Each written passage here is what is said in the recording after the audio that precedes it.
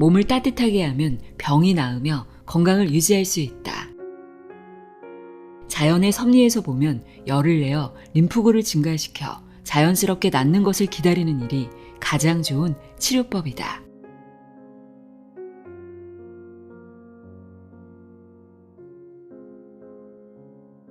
안녕하세요. 나의 소리책갈피 소리내어 읽다입니다. 면역력은 눈에 보이지 않는다고 알고 있는데요. 면역력을 눈에 보이는 형태로 알 수 있는 것이 있습니다. 바로 체온인데요. 체온이 1도 낮아지면 면역력이 30에서 40%까지 떨어진다고 하죠. 오늘은 현대인들이 걸리는 수많은 질병의 원인이 낮아진 체온 때문이라고 이야기하는 책입니다. 면역학의 세계적인 권위자 아보도우르의 체온 면역력입니다. 이 책은 체온계 하나로 자신의 건강 상태를 알 수 있다는 것, 목욕이나 자세, 호흡, 어떤 기분을 갖는가에 따라서 체온이 오르고 면역력을 높일 수 있는지 알기 쉽게 설명합니다. 또 어떤 생활 습관이 우리 몸을 차게 만드는지 체온 면역력을 높이는 식습관과 생활 습관에 대해 소개하고 있는데요. 특히 체온을 올려 면역을 높이는 가장 손쉽고 빠른 방법이 목욕이라고 강조합니다. 어떻게 목욕하면 체온이 오르는지 자세하게 설명하고 있는데요.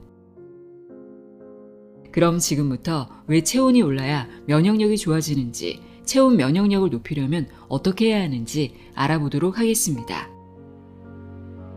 아보도우르 체온 면역력 내용의 일부를 읽어드립니다. 귀 기울여 들어보세요.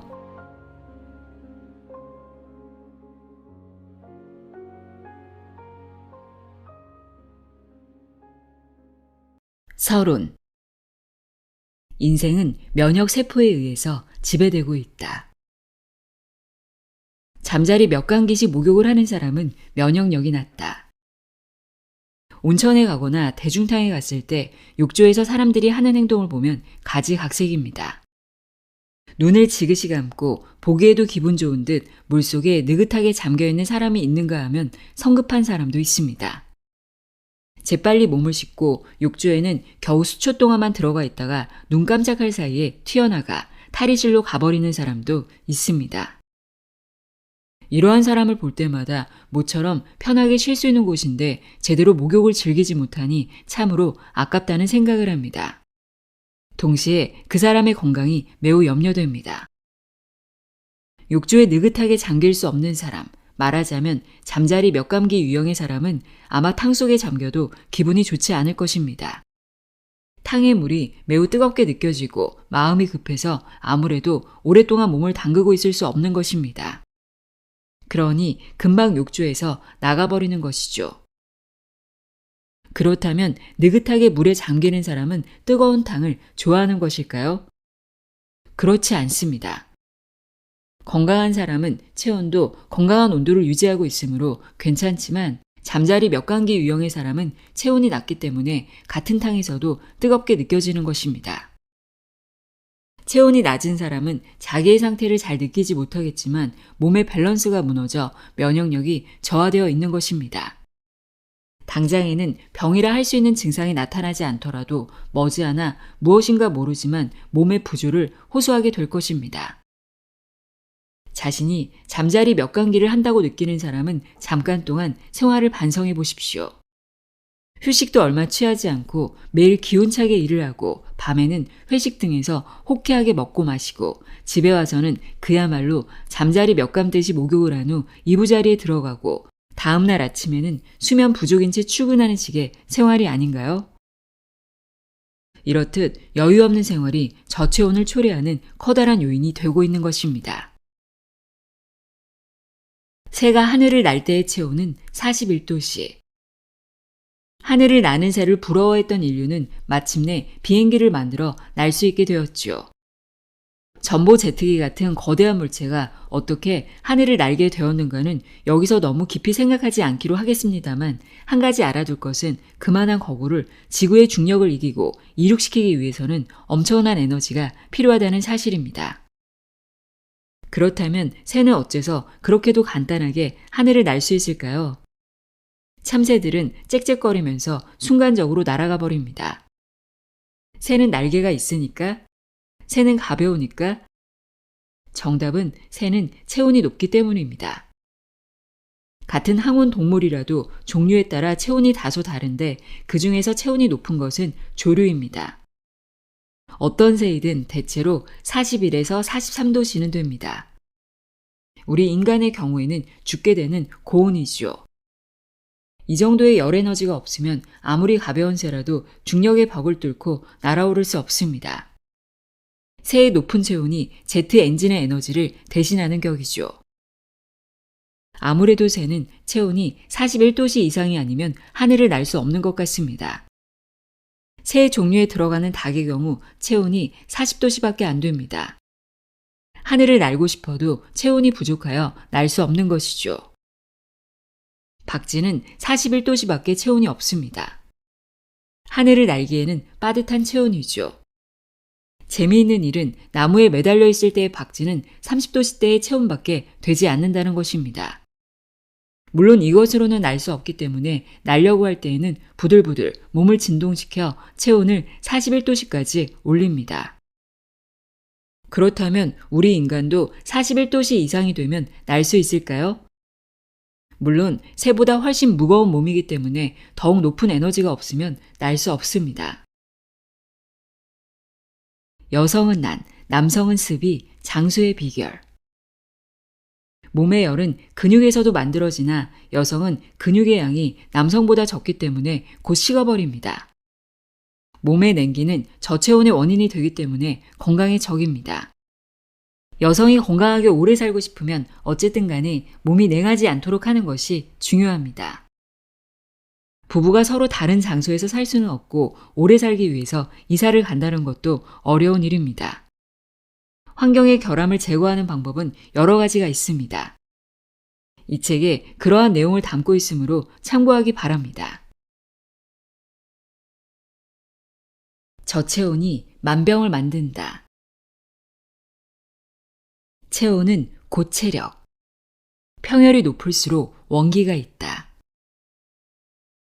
몸속은 37.2도씨로 유지된다. 사람들은 자기의 체온에 관해서 과히 신경을 쓰지 않는 것 같습니다. 그러나 체온은 건강의 유지에 관계되는 매우 중요한 것입니다. 바이러스나 세균에 감염되면 열이 나는 것에서 알 수 있듯이 체온은 면역 시스템과 매우 밀접하게 관련되어 있습니다. 포유류의 대부분은 주위의 온도와는 무관하게 체온이 일정한 범위 내에 유지되는 항온 동물입니다. 사람에 관해서 말하자면 여러 가지 생명 활동에 불가결한 산소가 가장 활발하게 작용할 수 있는 체내 환경이 37.2도씨이기 때문에 대체로 이 온도를 유지합니다. 37.2도씨라면 미열이 있는 상태라고 생각할지 모르나 이는 체표가 아니고 뇌나 내장 등이 있는 몸의 심부 체온입니다. 체온은 몸의 어느 곳도 같을 수 없으며 외부의 공기에 접한 체표는 낮습니다. 직장이나 혀 밑은 36.5에서 36.7도씨 정도이고 겨드랑이 밑은 0.5도씨 정도 더욱 낮습니다. 통상 체온은 겨드랑이 밑에서 재는 경우가 많으므로 36.2에서 36.3도씨 정도가 평열이 되는 셈입니다. 이 책에서 특별히 언급하지 않고 체온이라 하는 경우도 겨드랑이 밑에서 잰 온도를 의미합니다. 덧붙여 말하자면 주위의 온도에 따라 체온을 변화시키는 뱀, 도마뱀 등의 변온동물은 서식하는 환경에 따라 다소 차이가 있지만 효소의 작용이 최고로 되는 경우는 14에서 18도씨 전후입니다. 우리들 항온 동물보다 꽤 낮은 온도입니다. 그래서 이들을 냉열 동물이라 부릅니다. 실제로 손을 대보면 싸늘하게 느껴집니다. 항온 동물이건 변온 동물이건 효소가 활발하게 작용할 수 있을 만큼의 체온이 유지되지 않으면 활동이 둔해져 버립니다.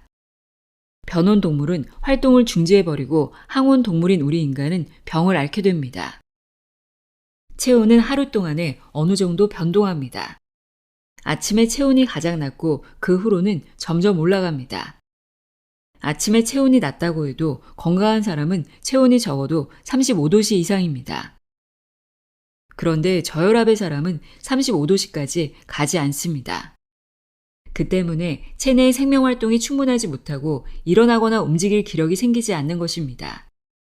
그 시간이 경과하면 조금씩 체온이 상승함에 따라서 마침내 활동하게 되는 것입니다.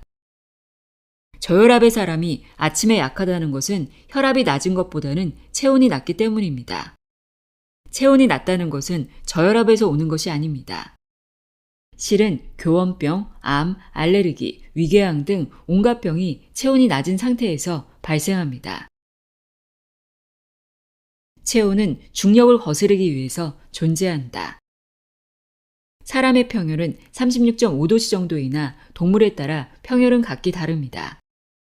내가 조류의 직장에서 잰 체온 또한 달랐습니다. 돌고래 35도씨, 생쥐 38도씨, 닭 40도씨, 박쥐 41도씨, 백조 42도씨, 참새 43도씨. 이렇게 열거해보면 재미있는 사실을 알 수 있습니다. 박쥐나 참새 따위 조류는 사람이나 돌고래, 생쥐 등에 비해서 체온이 높다는 사실입니다. 닭은 하늘을 날아다니지는 않지만 조류이기 때문에 사람보다 체온이 높습니다. 여기서 알 수 있는 것은 체온이란 중력을 거스르기 위해서 존재한다는 점입니다. 그 예로서 우리가 평지를 걸을 때나 계단을 내려갈 때는 그렇게 피곤하지 않지만 언덕이나 계단을 오를 때는 매우 피곤합니다. 피로의 극치에 이르는 것이 등산일 것입니다. 겨우 500m 정도의 산을 오르기만 해도 대단한 피로를 느낍니다. 산이든 계단이든 위쪽을 보고 걷는다는 것은 평지를 걸을 때보다 더욱 중력을 거스르는 것입니다. 그로 인해 에너지를 대단히 많이 소비하게 되어 우리는 피로 공비의 지경에 다다른 것입니다. 그리고 소비되는 에너지가 많기 때문에 산을 올라가면 몸이 따끈따끈해지고 얼굴이 달아오르는 것입니다. 걷는 것은 그렇다 치고 하늘을 나는 행위는 더욱 크게 중력을 거스르는 것이므로 막대한 에너지가 필요하게 됩니다. 그 에너지는 체온의 열 에너지로부터 얻기 때문에 조류는 체온이 높은 것입니다. 우리 인간들은 하늘을 날 수 없으나 조류에 관해서 말한 것과 같은 맥락에서 말할 수 있죠. 예를 들어 우울증이나 만성 피로 증후군에 걸리면 안색이 나쁘고 거동할 수가 없게 됩니다. 걷기, 서기, 앉기 같은 활동은 중력을 거스르기 때문에 그에 맞는 체온이 필요합니다. 그러나 아픈 사람은 중력을 거스르고 활동할 만한 체온을 얻을 수 없기 때문에 움직일 수 없는 것입니다. 그래서 아픈 사람은 힘없이 고개를 떨어뜨리는 자세가 되고 심해지면 누워있을 수밖에 없는 것입니다. 인간이 생존할 수 있는 최고 체온은 45도씨이다. 체온이 낮으면 활동성이 상실되므로 반대로 체온이 높으면 높을수록 좋은 것일까요? 물론 그러한 일은 있을 수 없습니다. 독감으로 40도씨나 되는 고열이 나서 녹초가 되어 몸을 움직일 수 없었던 경험을 가진 사람이 많이 있을 것입니다. 체온이 높다는 것은 열 에너지를 그만큼 방출하는 것이 되기 때문에 몸은 에너지의 소모에 견딜 수 없게 됩니다. 인간의 몸은 거의가 단백질로 되어 있습니다. 노른자 위가 그대로 있게 지진 계란 프라이를 만들면 단백질인 흰 흰자위가 하얗게 되는 것에서 알 수 있듯이 고온이 되면 단백질은 변해버립니다. 그렇다면 인간은 어느 정도의 고온까지 견딜 수 있을까요? 기네스북에는 일사병으로 30일간 46.5도씨의 고열을 낸 사람이 무사히 생활했다는 기록이 실려 있습니다. 이러한 사례는 특별한 경우이고 드문 경우이지만 건강한 상태에서 체온이 상승한 경우 45도씨가 되어도 견딜 수 있긴 합니다. 그러나 이것은 마라톤이 진행되는 동안입니다. 45도씨의 체온이 되면 뇌의 온도도 42도씨까지 상승합니다. 그래도 뇌세포가 파괴되지 않는 것은 격심한 운동이 한창 진행되고 있는 중이어서 혈액순환이 매우 원활하게 진행되기 때문입니다. 고온이 되면 뇌세포가 파괴된다는 말은 열 자체 때문이 아닙니다. 열이 높으면 뇌가 필요로 하는 산소량이 많아지기 때문에 그 산소가 충분히 공급되지 않아서 세포가 파괴되어 버리는 것입니다. 아이가 고열이 나면 경련을 일으키는 일이 있습니다. 고열이 날 때는 몸이 긴장 상태로 되어 있기 때문에 혈류가 나쁜 상태로 됩니다. 그 때문에 뇌의 혈행도 나빠지고 뇌가 산소 부족 상태로 빠져듭니다. 경련은 이 산소 부족이 원인이 되어 일어납니다. 하지만 마라톤을 하고 있을 때는 운동을 위한 산소를 전신의 근육으로 대량을 보내려고 하기 때문에 혈액순환이 매우 활발하게 행해집니다. 그 때문에 뇌가 산소 부족 상태에 이르지 않고 뇌세포는 고열에도 견디는 것입니다. 냉증의 정체. 잘못된 생활 습관이 몸을 차게 만든다. 세포의 휴식은 자율신경에 의존한다. 우리 몸은 심부 온도를 37.2도씨로 유지하기 위해서 항상 체온 조절을 하고 있습니다. 더운 날에는 땀을 흘려 기화열을 방출하고 체온이 필요 이상으로 오르지 않도록 합니다. 또 추운 날에는 살갗이나 혈관을 수축하여 가능한 한 열이 밖으로 나가는 것을 막습니다. 이 체온 컨트롤을 담당하는 것이 자율신경입니다. 우리 몸의 기능을 무의식 중에 조정하고 있는 것이 바로 자율신경입니다. 자율신경에는 교감신경과 부교감신경이 있습니다. 우리가 일을 하거나 운동을 할 때 혹은 고민하거나 화를 낼 때 심장의 움직임이나 호흡이 빨라지고 얼굴이 홍조를 띠는 경우가 있습니다. 혈압을 높이고 혈류를 증가시켜 활동을 위한 산소를 전신에 대량으로 보내는 것이 교감신경의 역할입니다. 이와 반대로 부교감신경은 심장을 서서히 움직이고 몸 전체의 긴장을 풀게 하는 작용을 합니다. 교감신경과 부교감신경은 각기 독립해서 작용하는 것이 아닙니다. 교감신경으로 몸이 흥분하면 부교감신경이 작용하여 흥분을 진정시키고 긴장을 풀게 하는 식으로 서로가 시소처럼 번갈아 균형 있게 일을 하여 체내 환경의 안정이 유지됩니다. 간단히 말해서 우리가 활동하고 있는 낮에는 주로 교감신경이 작용하고 밤에 자는 동안에는 주로 부교감신경이 일을 한다고 생각하면 될 것입니다.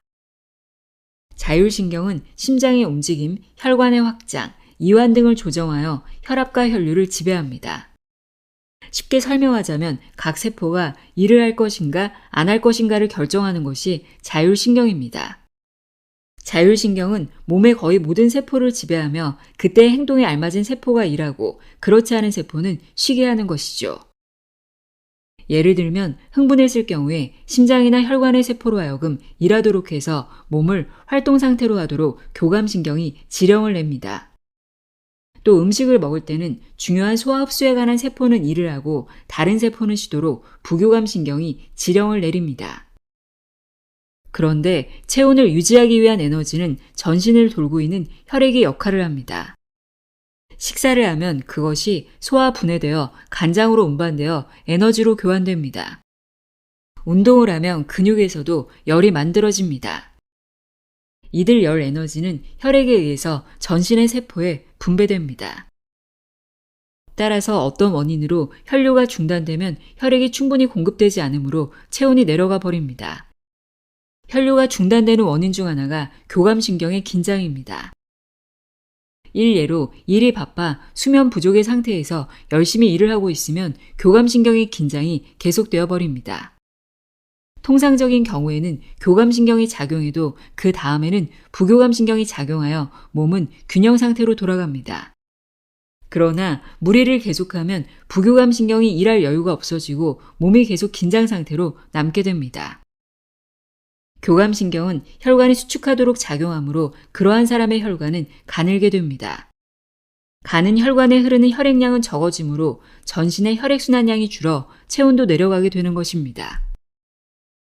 그렇다면 항상 부교감신경이 일을 하면 좋을까요? 그렇지 않습니다. 부교감신경은 혈관을 확장시키므로 혈관 속으로 대량의 혈액이 흘러 들어가게 됩니다.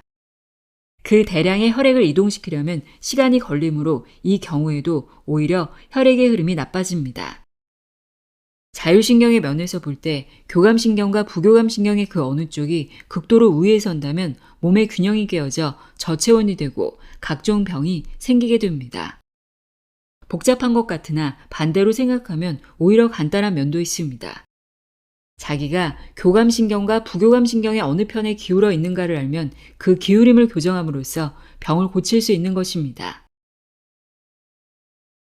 체온이 내려가면 면역력도 떨어진다. 혈류량 등의 체내 조정은 자율신경만 하는 것은 아닙니다. 자율신경과 내분비계, 거기에다 면역계라는 조정 시스템이 상호작용하여 삼위일체가 되어 행해집니다. 그러므로 체온은 자율신경뿐만 아니라 면역계와도 밀접하게 연관되어 있는 것입니다. 면역계의 세포인 백혈구 중에서 약 60%를 차지하고 있는 것이 과립구입니다. 림프구가 35%이고 나머지 5%가 매크로파지인 것입니다. 림프구의 비율은 자율신경의 활동 등에서 다소 변동합니다. 예를 들어 나의 림프구 비율은 35% 정도인데 내 연구실에서 불이 난 적이 있습니다. 그때 림프구가 25%까지 내려갔습니다. 책임자로서 쇼크를 받았기 때문일 것입니다. 당시에 나는 엄청나게 어깨가 뻐근해지고 장단지의 경련 때문에 고통을 받았습니다. 나의 예에서도 알 수 있듯이 교감신경이 우위에서면 림프구의 비율이 적어져 버립니다. 그리고 교감신경 우위의 상태가 계속되고 나아가 저체온이 되면 림프구의 비율은 30% 이하로 줄어버립니다. 교감신경이 자극을 받아 림프구가 감소한 이유는 간단합니다. 림프구는 부교감신경의 지배를 받고 과립구는 교감신경의 지배를 받고 있기 때문입니다. 이것은 건강한 신체에 있어서는 매우 잘된 시스템입니다. 교감신경이 긴장되고 있을 때, 즉 우리가 활발하게 나돌아다닐 때는 세균 등의 미생물이 몸속으로 침입하기 쉬우므로 과립구를 증가시켜 그 침입에 대비합니다. 그리고 음식을 먹을 때처럼 부교감신경이 우위인 경우에는 소화의 과정에서 나타나는 몸의 해로운 물질을 처리하기 위해 림프구를 증가시킨다는 이치입니다. 그런데 저체온 상태에서 벗어나 체온이 상승하면 이번에는 부교감신경이 우위로 되기 때문에 림프구의 비율이 높아지게 됩니다. 림프구가 너무나 증가하면 이번에는 거꾸로 체온이 저하되어 버립니다. 그리고 림프구의 비율이 50% 이상이 되면 다시 저체온 영역에 들어가 버립니다. 다시 말해서 림프구가 적은 상태로 변하여도 반대로 림프구가 많은 상태로 되어도 체온은 낮아집니다. 체온이 낮은 상태란 효소의 작용이 악화되어 있는 것을 나타내므로 당연하지만 각종 질병에 걸리기 쉽게 되는 것입니다. 스트레스가 쌓이면 병에 걸린다. 스트레스가 저체온의 원인이 되는 이유는 스트레스가 쌓이면 교감신경을 긴장시켜 버리기 때문입니다. 생물로서의 우리 인간을 생각해 볼 때 원래 교감신경이 긴장한다는 것은 우리가 먹을 것을 찾아다니거나 적을 공격하거나 적 또는 재난으로부터 도망치거나 하는 경우에 전신의 근육에 혈액을 대량 보내고 활동의 에너지를 공급하기 위한 것이기 때문입니다. 그러므로 몸을 혹독하게 사용했을 때 교감신경이 매우 긴장합니다. 이렇듯이 교감신경을 긴장시키는 요인을 스트레스라고 합니다. 격심한 활동 외에 감염증, 상처, 통증, 배기가스, 농약, 환경 호르몬 등 신체에 손상을 주는 것들도 커다란 스트레스가 됩니다. 이러한 신체적인 스트레스가 있는 한편 정신적인 스트레스도 있습니다. 무엇인가를 두고 고민하거나 염려하고 놀라고 슬퍼하고 안절부절 못하는 등의 정신적 동요가 있으면 교감신경이 긴장합니다. 회의에서의 발표 등과 같이 사람들 앞에서 말을 해야 하기 때문에 긴장하고 있을 때 심장이 두근거리고 손에 땀이 납니다. 이것도 교감신경이 작동하고 있기 때문입니다. 몸속에서는 심장의 박동이 빨라지고 혈압이 올라 순환 혈류량이 증가되는 변화가 일어납니다. 교감신경이 작동해도 이어서 부교감신경이 작용하여 심장의 작동도 통상으로 돌아오기 때문에 균형이 깨지는 일은 없습니다. 그러나 대단히 강한 스트레스가 있거나 약한 스트레스도 오랫동안 계속되면 부교감신경이 몸을 원래의 상태로 되돌리는 것이 잘 안 되는 경우가 있습니다. 이렇게 되면 교감신경이 우위에 서게 되어버립니다. 암 같은 큰 병에 걸린 사람의 말을 들어보면 예외 없이 커다란 스트레스를 지니고 있습니다. 그렇다고 스트레스 자체가 나쁘다는 것은 아닙니다. 스트레스가 있어도 부교감신경이 제대로 작용하여 몸의 균형이 유지되면 문제가 없습니다. 다만 조심해야 하는 것은 교감신경 우위의 상태가 장기간 계속되는 경우입니다. 열이 나면 면역력이 높아진다. 저체온이 병을 만드는 것은 저체온이 되면 면역력이 떨어지기 때문입니다. 면역력은 세균이나 바이러스, 체내에서 만들어진 유해물질 등을 처리하여 체내를 항시 생존에 적합한 상태로 유지하려는 능력입니다. 그 힘이 저하되어 있으니까 몸에 각종 부조가 나타나는 것은 오히려 당연한 일이죠. 열이 난다는 것은 신체의 유지 보수.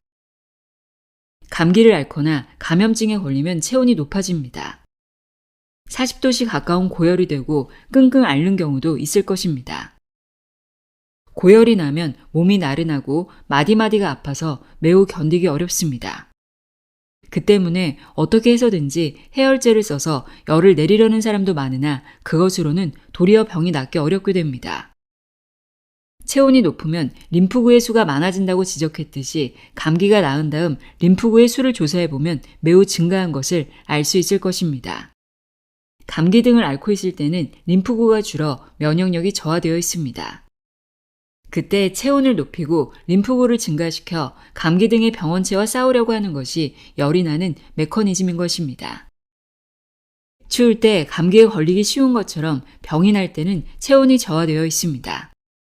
따라서 림프구의 비율도 적어지고 몸은 균형을 잃은 상태로 되어 있습니다. 그러니 체온을 올리고 림프구를 증가시켜 체내의 균형을 되찾으려 합니다. 열이 난다는 것은 균형을 잃은 체내를 유지 보수하려는 것으로 생각하면 좋을 것입니다. 림프구는 병과의 전투가 끝나면 다시 적어져서 건강할 때의 림프구 비율로 되돌아갑니다. 이때 감기는 나았다고 말할 수 있습니다. 열이 높으면 곧장 해열제를 먹는 사람이 많습니다. 그러나 몸이 일부러 열을 내어 감기 바이러스를 퇴치하려고 하는 것인데 그것을 해열시켜 버린다면 도리어 나을 것이 악화되는 것이죠. 림프구가 증가하지 않으므로 바이러스를 쉽게 퇴치하지 못하고 언제까지나 느릿느릿 감기의 증상은 계속되는 것입니다. 자연의 섭리에서 보면 약을 쓰지 않고 체력이 소모되지 않도록 몸을 쉬게 하고 열을 내어 림프구를 증가시켜 자연스럽게 낫는 것을 기다리는 일이 가장 좋은 치료법입니다. 실천. 자기 스스로 단련하는 체온 면역력. 체온 플러스 4도씨 목욕물에서 하는 체온 상승법. 4도씨의 낙차가 쾌적 상태. 체온을 유지하여 건강하게 살고 체온을 높여 면역력을 높이기 위한 가장 손쉽고 빠른 길이 목욕입니다. 목욕으로 몸을 따뜻하게 하고자 할 경우 온천이면 더욱 좋겠죠. 온천에 가면 기분 전환도 되고 여러 가지 면에서 효과적이겠지만 가정에서의 목욕은 매일 할 수 있는 손쉬운 건강법입니다.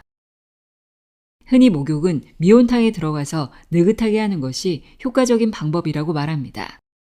왜냐하면 뜨거운 탕은 교감신경이 자극되어 심신이 흥분해 버리기 때문입니다.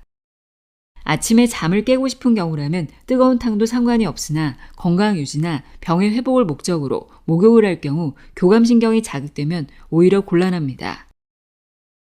몸을 따뜻하게 하고 부교감신경을 자극하여 심신을 편안히 쉬게 하려면 욕조에 들어갔을 때 기분이 좋다라고 느끼는 것이 중요합니다. 기분 좋게 느끼는 탕의 온도는 사람에 따라 각기 다릅니다. 대체로 체온 플러스 4도씨가 가장 쾌적하게 느껴진다고 알려져 있습니다. 4도씨의 낙차가 기분 좋게 느껴지게 하고 부교감신경의 작용을 유발할 수 있는 것입니다.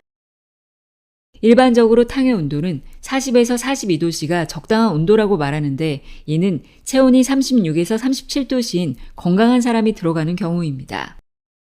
35도씨밖에 되지 않은 저체온인 사람이 이 온도의 탕에 들어가면 매우 뜨겁게 느껴집니다. 저체온의 사람은 39도씨 정도가 아니면 기분 좋게 들어갈 수 없는 것입니다. 일본 속담에 잠자리 몇 감기라는 말이 있는데 이런 식으로 후딱 목욕을 해버리는 사람이 많이 있습니다.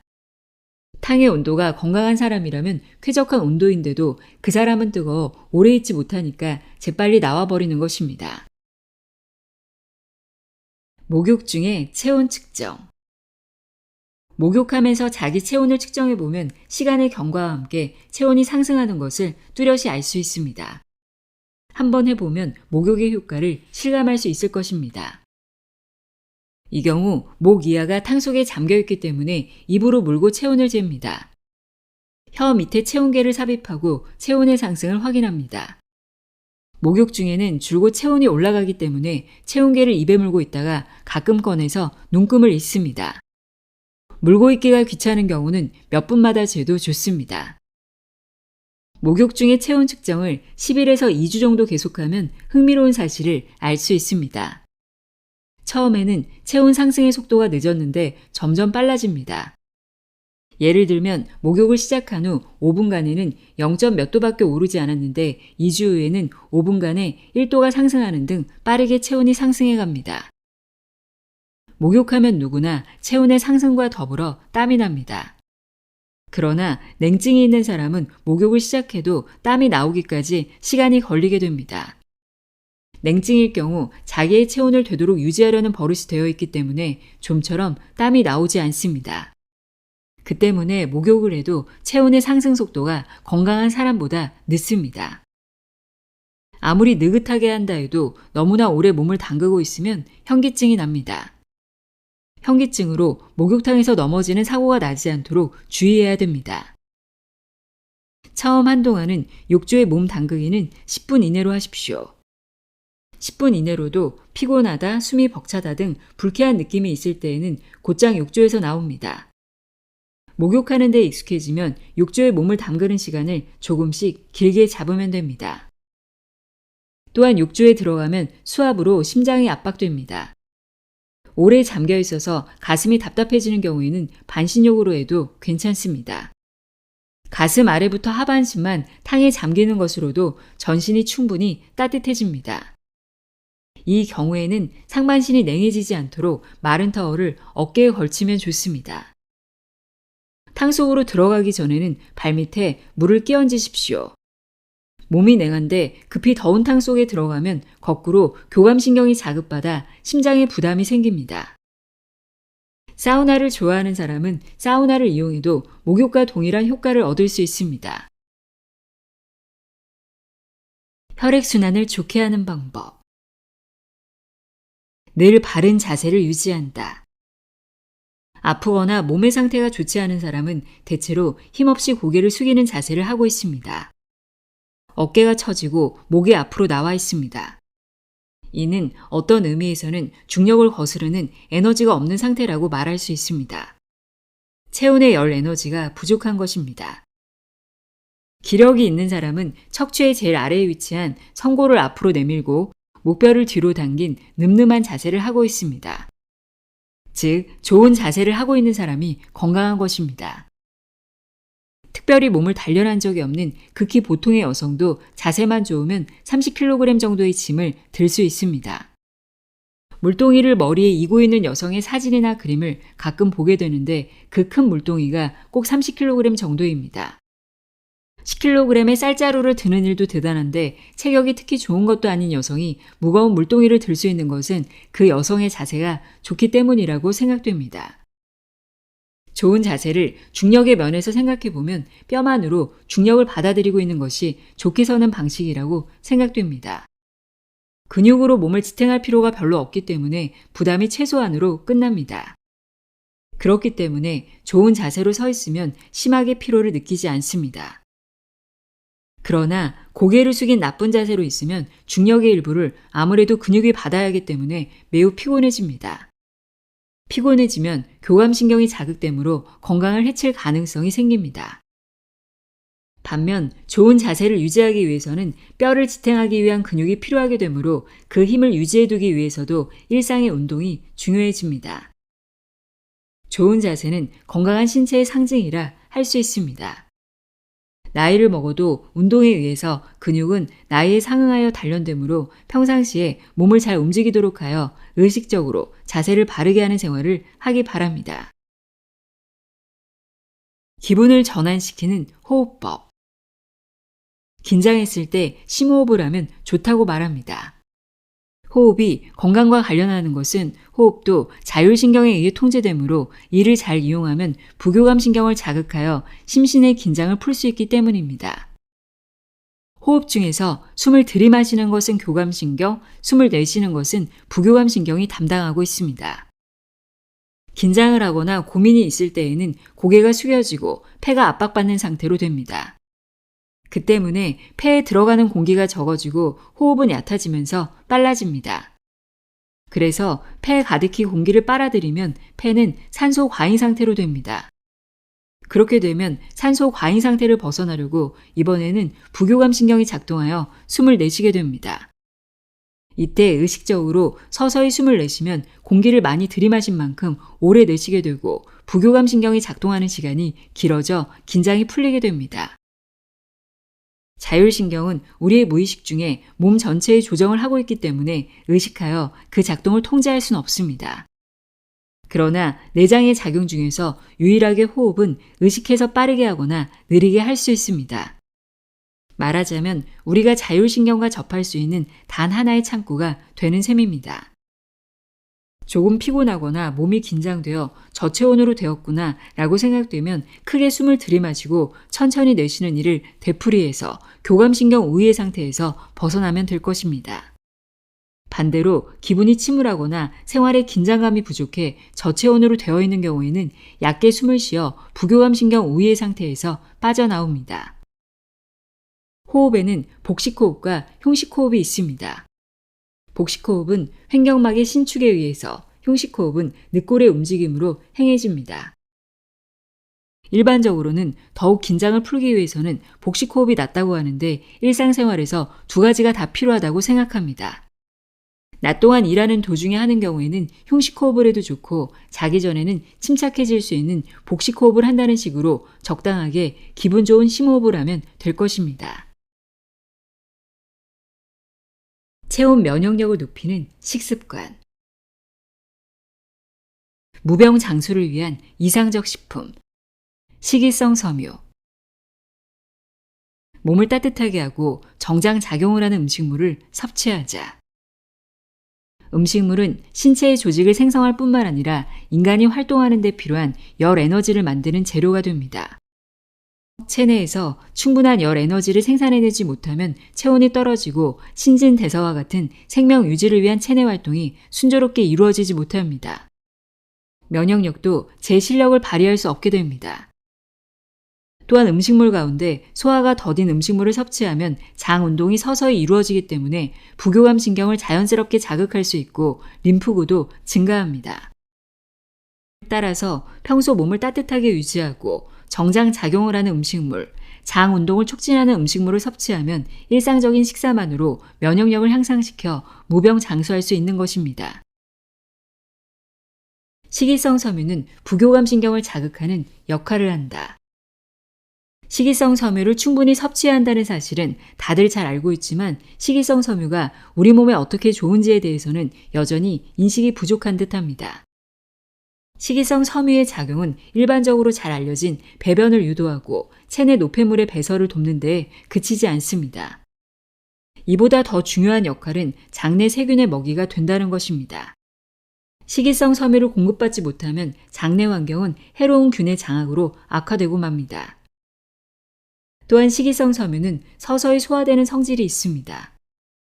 특히 식이성 섬유가 풍부하게 함유된 우엉과 같은 뿌리채소와 버섯류는 장 속을 서서히 통과하기 때문에 장의 연동 운동을 촉진시켜 자연스럽게 부교감신경을 자극하는 효과를 얻을 수 있습니다.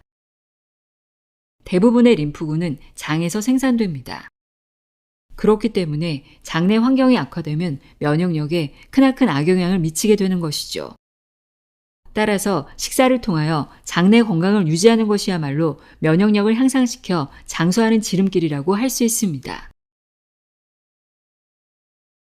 야채 중심의 식사는 미토콘드리아의 에너지원이다. 야채는 체내 호흡을 활성화한다. 야채를 싫어하는 사람들은 비타민제가 있는데 굳이 좋아하지도 않는 야채를 먹을 필요가 있느냐고 반문합니다. 하지만 야채가 단순히 비타민과 식이성 섬유를 제공하는 데 그치지 않고 실은 더 중요한 임무를 수행하고 있다는 사실을 알아야 합니다. 즉 체내에서 에너지를 생성하는 데 없어서는 안 되는 칼륨 성분을 야채를 통하여 섭취할 수 있기 때문입니다. 우리가 생명을 유지할 수 있는 이유는 세포 내 미토콘드리아가 산소를 이용하여 에너지를 생산해내기 때문입니다. 즉 미토콘드리아는 자신의 세포를 발전기 삼아 에너지를 만들어내는 구조를 갖추고 있습니다. 이렇게 생산된 에너지는 곧바로 사용되지 않고 산소의 힘을 빌려 ATP라는 물질로 변환한 다음 이용됩니다. 미토콘드리아가 발전을 할 때 필요한 물질이 칼륨입니다. 에너지를 만들어내려면 영양소에서 얻어낸 수소 원자를 전자와 양자로 해리시켜서 사용해야 하는데 스스로 전자와 양자를 분해할 수 없는 수소는 외부로부터 작용하는 어떤 힘이 필요합니다. 이 힘이 바로 자외선과 방사선입니다. 미토콘드리아의 활동을 촉진하는 칼륨 40. 따스한 햇살 아래에서 일광욕을 즐기고 나면 기운이 샘솟고 기분도 좋아집니다. 이는 자외선이 체내 에너지 생산을 촉진시키기 때문입니다. 그런데 체외에서 흡수되는 자외선보다 체내로 들어가 직접적이면서 단번에 수소 원자에 작용할 수 있는 힘이 있다면 효과는 두말이 필요 없을 것입니다. 이런 힘을 가진 물질이 바로 칼륨 40입니다. 칼륨 40이란 질량수가 40인 칼륨으로 방사성 동위 원소를 말합니다. 이것은 미량의 방사선을 방출하면서 분해되는 성질이 있습니다. 그래서 수소 원자를 분리시키는 작용을 하게 됩니다. 야채나 과일을 섭취했을 때 상쾌해지는 이유가 바로 체내 호흡이 촉진되기 때문입니다. 참고로 칼륨 40은 방사선을 방출하며 분해된 다음 칼슘이 됩니다. 그러므로 굳이 우유를 마시지 않아도 야채나 잔 생선 등을 섭취하면 체내에 필요한 칼슘을 충분히 섭취할 수 있게 되는 것이죠.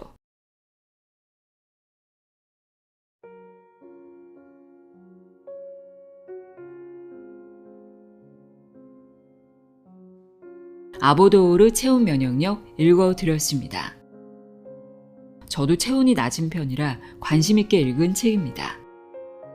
수족 냉증을 개선하기 위해 좋다는 것들을 대부분 해봤는데요.